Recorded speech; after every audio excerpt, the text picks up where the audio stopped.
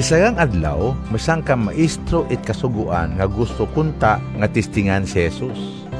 Nagtindog imaw, ag nagpangutana kay Jesus, Maestro, ano ro akong obrahon?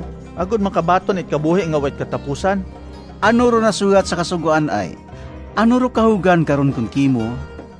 Nasugat nga higugmaar o Ginoo nga imong Dios sa bug-os nimong katagipusoon, sa bug-os nimong kabubuton, sa bug-os nimong kusog ag sa bug-os nimong paino-ino.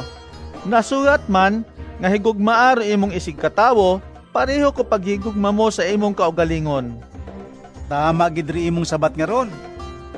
Tumana ron, agmabaton mo ro kabuhi nga uwa it katapusan.